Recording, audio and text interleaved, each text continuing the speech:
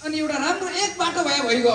दोस्रो बाटो आजभोलि त हाइकिङ भन्न एउटा पहाड चढ्ने पैदल यात्री मार्ग भइजाओस्। त्यति भन्दा क्या चाहियो?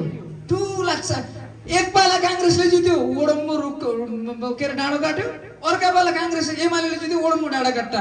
त्यो बजेट हुँदै हुँदैन, खालि एउटा मान्छेको ज्यानको छाती चिरिया जस्तो कहिले कामको चिन्ता कहिले कामको चिन्ता, बजेट ल्याउँदैन। के कसो हो कि होइन?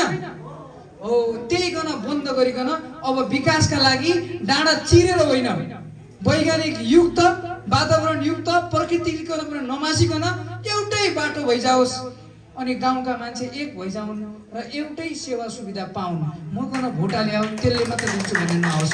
त्यो विकास हामी ल्याउनेवाला छौँ। सेती लोकमार्गको कुरा गरे, हिजो सडकका डिजीसँग भेटेको थिएँ। सेती लोकमार्गको के आयो भने 64 करोड मात्रै, 40 करोड मात्रै पाला पाला बजेट हाल्ला। 2 चरणमा दिइकन बाँझेका छन्। एक उत्तर एक दक्षिण खण्ड बनाएका छन्। एकै बजेट 67 सालदेखि 29 अर्बको लगानीमा त्यो बाटो बन्ने भनेका। सुन है, 67 साल उडो, 67 सालदेखि 29 अरबको लगानीको बजेट अहिले आउँदासम्म 1 अरब 85 करोड मात्र दिएका।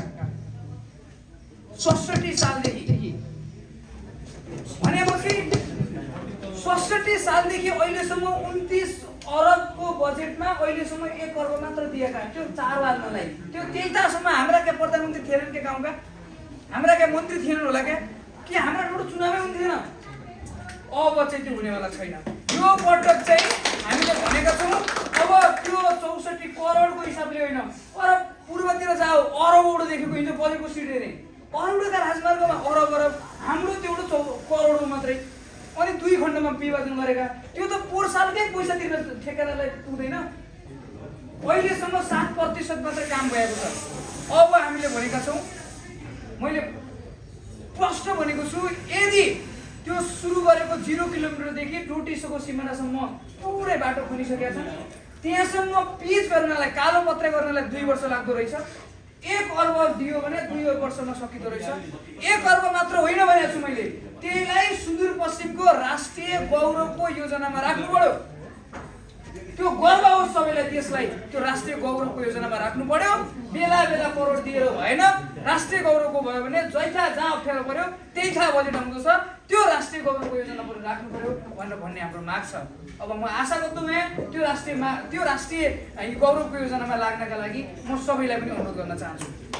सबैले आवाज उठाउँ, सुनेर भनिकन हुँदैन, गाउँबाट आवाज उठाउनु पर्यो। सबैले आवाज उठायो भने अनि राष्ट्रिय हुन्छ। त्यसैले जङ्गलघाटका कुरा, गाउँका कुरा, नमुटे गाईका कुरा, गाउँमा स्वास्थ्य चौकीका कुरा, यी सबै कुरा समय भएपछि आउने हुन्, आजका भोलि आउँदैनन्। ढुक्क रह्या। अघि हाम्रो मान्यज्यूले भने जस्तै हामीलाई पार्टी चाहिएको छैन, हामीलाई विकास चाहिएको छ, हामीलाई बजेट चाहिएको छ, हामीलाई त्यो अर्काचोटि जितुला कि हारुला भन्ने चाहिएको छैन, हामीलाई ठुला सिद्धान्त पनि चाहिएको छैन। मलाई यो के सिद्धान्त केही पनि आउँदैन, कहाँ होस् भन्ने मात्र हुन्छ।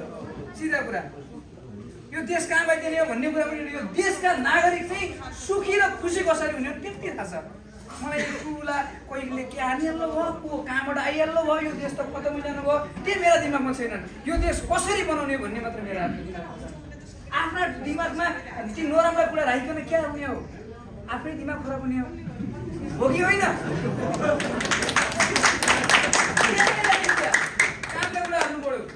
ती कुरा हाल्नका लागि सधैँ तयार छौँ।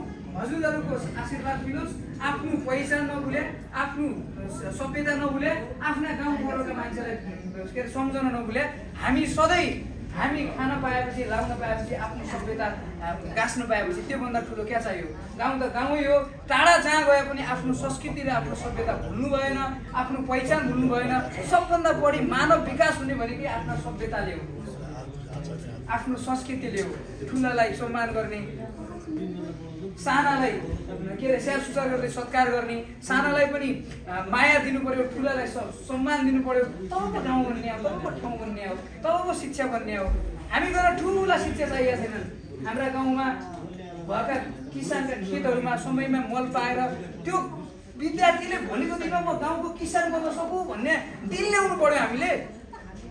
मलाई स्कुलमा बच्चाका बेला क्या बन्ने भन्थे, म क्या पो बन्ने भन्नु थिएँ। अब मुख क्या था, म क्या बन्ने काम गर्ने हो, आफूलाई इच्छा लागेको कुरा काम बन्ने हो, काम अनुसारको मान्छेलाई हाम्रो ठुला आशा देखाइकन निराश बनायो भने जनता निराश हुने त्यो काम पहिलाका मान्छेले गरे आशा देखाइदिए आशा नदेखाऊ म त्यही हो यो पालि थन्काएका कामहरू अगाडि बढ्ने हुन् थन्काएका काम सकेपछि मात्रै अनि नयाँ कामका सुरुवात हुने त्यसका लागि अब थन्काएको त्यो डेटा हेर्नुहोस् डेटामा अब हाम्रै पाहाडका मान्छे 50 जना एमबिबिएस पढ्न डक्टर पढ्न पाउने भए नर्स पढ्न पाउने भए बनाएका थिए बनाइकन चुनावमा मात्र भाँजो हाल्ला बनाउनु त बनाए एकचोटि बनाए कोही पैसा लाउनु लिने भन्दा कोही पैसा लाउनु लिने भन्दा एक बनाएको चिज त चलाउनु पर्यो चलाउनका लागि सम्माननीय प्रधानमन्त्रीज्यूले कति चाहिने हो 2 अरब 53 करोड कहिले चाहिने हो अर्का वर्षका लागि अहिले बजेट सुनिश्चित अहिले बना भनिकन